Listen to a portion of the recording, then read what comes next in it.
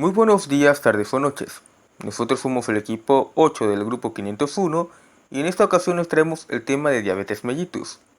El equipo está integrado por Gutiérrez Repaso Griselda, Pineda Salmerón Catherine Denise y su servidor Torres Jacinto Luis Ángel. La diabetes es una enfermedad en la cual los niveles de glucosa en la sangre son muy altos. La glucosa proviene de los alimentos que se consume, pero en esta enfermedad todo lo que el paciente consuma normalmente se convertirá en glucosa, si no es que la mayoría. Y esto tiene que ver con el mal funcionamiento de la hormona insulina, que en condiciones normales ayuda a que la glucosa entre en las células para suministrarles energía. Generalidades de diabetes. La diabetes mellitus es una enfermedad crónica e incurable que se caracteriza por la presencia de niveles elevados de glucosa. Se debe a la falta de producción de insulina o por un defecto en la acción de la misma. En los tipos de diabetes son diabetes tipo 1, diabetes tipo 2, diabetes gestacional y otros tipos de diabetes. Las características de la diabetes. En la diabetes tipo 1 se presentan generalmente en menores de 30 años, delgados y de aparición rápida, de origen autoinmune y requiere de insulina. En la diabetes tipo 2 se debe a los problemas que se desarrollan de forma simultánea, a la resistencia a la insulina y al defecto en la producción de insulina. Estos se dan en mayores de 30 años, se dan en las personas de sobrepeso y obesidad. Es común con un historial familiar y en la diabetes gestacional afecta a las mujeres embarazadas. Etiología. La diabetes mellitus comprende un grupo de trastornos metabólicos que comparten el fenotipo común de la hiperglucemia. En la actualidad se clasifica la diabetes mellitus por el proceso patógeno que se desencadena la hiperglucemia. La diabetes mellitus tipo 1 se caracteriza por la deficiencia de insulina y una tendencia a sufrir cetosis, en tanto que la diabetes mellitus tipo 2 es un grupo heterogéneo de trastornos que se caracteriza por grados variables de resistencia a la insulina, las alteraciones en la secreción de insulina y una producción excesiva de glucosa hepática.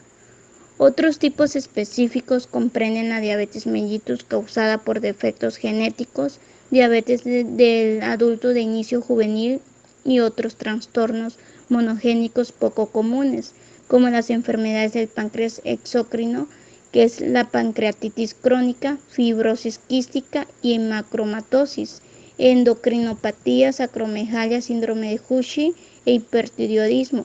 Fármacos ácido nicotínico, glucocorticoides, tiazida e inhibidores de la proteasa y embarazo, la diabetes gestacional.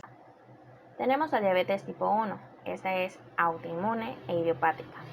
Por otro lado, tenemos la diabetes tipo 2, con insulinoresistencia y con insulinopenia. Bueno, otros tipos de diabetes son causados por defectos genéticos de la célula beta, defectos genéticos de la acción de la insulina, enfermedades del páncreas, endocrinopatías, inducida por fármacos o agentes químicos, incluso por infecciones y por formas infrecuentes o autoinmunes.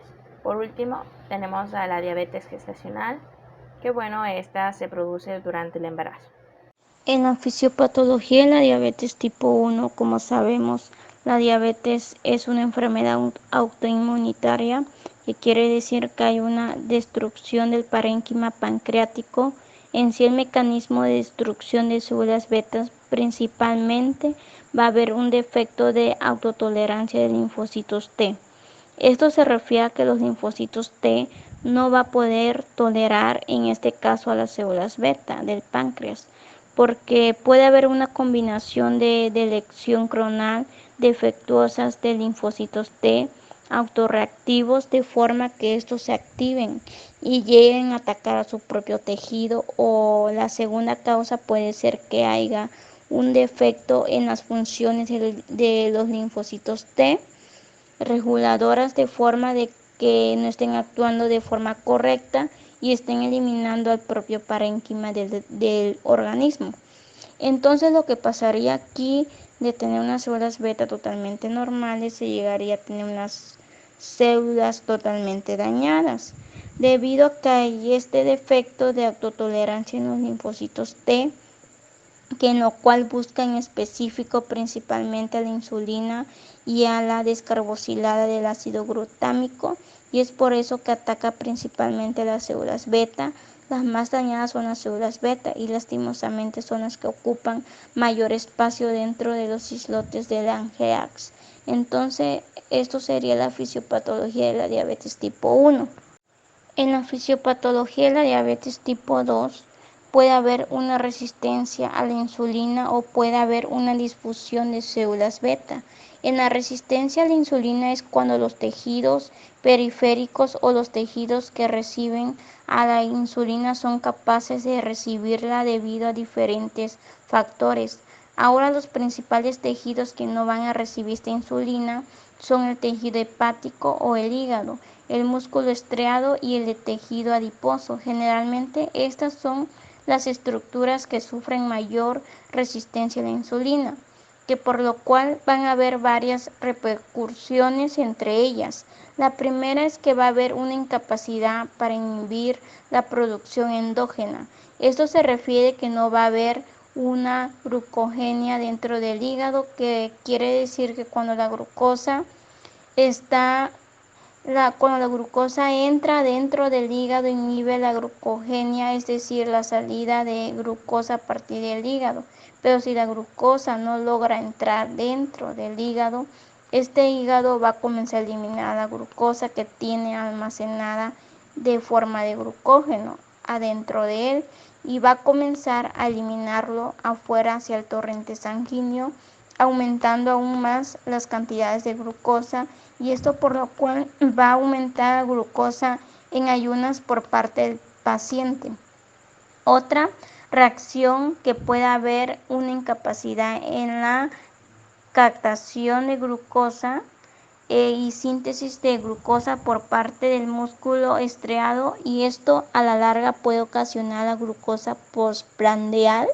Otra reacción es la inhibición de lipoproteínas lipasa, y si esto se inhibe puede ocasionar un aumento de ácidos grasos libres. En la disfunción de las células beta, esto provoca que la glucosa aumente más en la sangre, y esto se le llama hiperglucemia. Si esto ocurre en las células beta del páncreas, van a tratar de evitar que este error se esté ocurriendo, por lo tanto van a comenzar a sintetizar insulina de forma adecuada, pero al ver que la insulina que se está sintetizándose inadecuadamente para la hiperglucemia que está ocurriendo dentro del organismo, estas células beta van a sobrepasar durante tanto tiempo y van a llegar en un momento que estas células betas sean incapaces de continuar adaptándose a las demandas que tiene el organismo, y es ahí donde ocurre la disfunción de las células beta. En el cuadro clínico, los síntomas principales frecuentes de la diabetes mellitus son poliuria, polidipsia, pérdida de peso, fatiga, debilidad, visión borrosa, infecciones superficiales frecuentes y mala cicatrización de las heridas. En la diabetes mellitus tipo 2 temprana, los síntomas pueden ser más sutiles y consistir de fatiga, mala cicatrización de heridas y parestesias.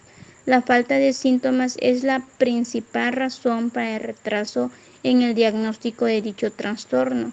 Se deben obtener los antecedentes personales patológicos completos, con énfasis especial en el peso, el ejercicio, el tabaquismo, el consumo de alcohol, los antecedentes familiares de diabetes mellitus y los factores de riesgo para enfermedades cardiovasculares.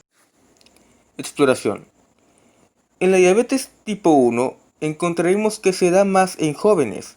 Su diagnóstico es más rápido que en la de tipo 2 y tiene un inicio brusco, acompañada de fatiga e irritabilidad extrema y una pérdida de peso inusual. Por lo contrario, en la diabetes tipo 2 será más asintomática y estará caracterizada por sobrepeso y obesidad con frecuentes infecciones. Ambas diabetes incluirán comportamientos como hiperfagia, polidipsia, poliuria, y otros hallazgos que podemos encontrar son cetoacidosis, náuseas o vómito.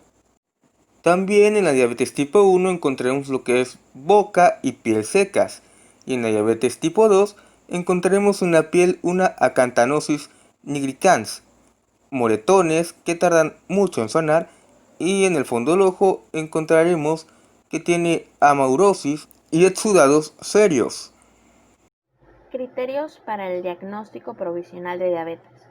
Encontramos que el hallazgo de una glucemia al azar mayor o igual a 200 miligramos por decilitro más los síntomas de diabetes que normalmente encontramos como el signo de las 3P, poliuria, polidipsia y polifagia. También a partir de la pérdida de peso a pesar de la polifagia, la enuresis, fatiga o cansancio, cambios en la agudeza visual, la dinamia, somnolencia, vómitos y deshidratación en caso de que evolucione el cuadro, entre otras. O bien, 2 glucemias en ayunas, mínimo 8 horas, igual o mayor a 126 miligramos por decilitro en diferentes días. Por otro lado, la glucemia mayor o igual a 200 miligramos por decilitro después de 2 horas de la prueba de tolerancia a la glucosa nos servirá como referencia para el diagnóstico. Métodos de diagnóstico. Además de los criterios de diagnóstico, también tenemos una prueba de tolerancia de la glucosa. Esta consiste en extraer una muestra de sangre en ayunas para determinar la glucosa basal. Se le debe administrar al paciente una dosis oral de glucosa de 75 gramos. Se le debe extraer una muestra de sangre a las 2 horas. Si los resultados indican que los niveles de glucosa en la sangre son menores a 140, esto indica que es normal. Si son entre 140 a 199, esto indica que es prediabético. Y si es 200 o mayor, esto indica que ya está en el rango de diabético. Tratamiento. Lastimosamente hasta la fecha no hay cura para diabetes, pero podemos darle consejos al paciente para mejorar su calidad de vida. Estos consejos son tales como hacer un plan nutricional al paciente y sugerirle que lleve una vida un poco más activa haciendo algo de ejercicio. Los objetivos de estos consejos son mejorar la calidad de vida, disminuir los riesgos de complicaciones crónicas, evitar descompensaciones agudas, disminuir el riesgo cardiovascular y mantener un adecuado perfil lipídico. Claro, debemos vigilar el cumplimiento de estas metas y enseñar un plan nutricional y de educación al paciente sobre lo que tiene y no tiene que comer. También debemos decirle que incremente la actividad física y hablar con la familia para que se comprometa a ayudar al paciente. Porque claro, también necesita el apoyo familiar para que pueda seguir la dieta y los ejercicios. Como ya dije, lastimosamente hasta la fecha aún no hay cura para la diabetes, pero sí hay tratamientos que nos ayudan a controlar nuestro nivel de azúcar en la sangre.